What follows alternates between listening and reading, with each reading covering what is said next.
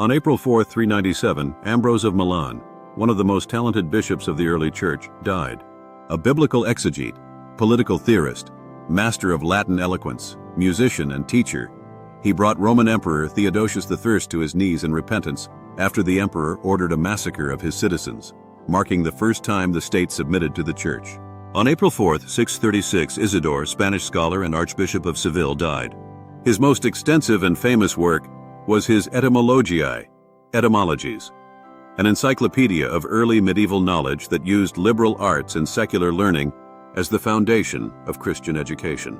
On April 4, 1507, Martin Luther, future German reformer, was ordained a priest at age 21 in the Roman Catholic Church.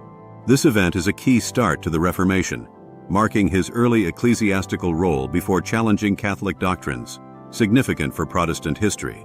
On April 4, 1523, Leonard Kopp, a fishmonger, helped 12 nuns escape from a cloister at Nimschen by hiding them in fish barrels. 1. Katharina von Bora, later married Martin Luther, aiding the Reformation by supporting its key figure, a creative and lesser-known moment in Protestant history.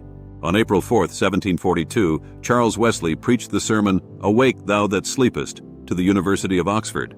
This sermon became Methodism's most popular tract, shaping evangelical outreach, significant for Methodist development. On April 4, 1968, Martin Luther King Jr., a Baptist minister and vocal civil rights advocate, was assassinated in Memphis, Tennessee.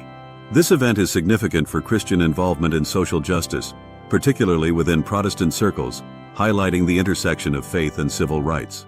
James 1:3, be assured that the testing of your faith through experience produces endurance, leading to spiritual maturity and inner peace. God bless you in Jesus Christ today.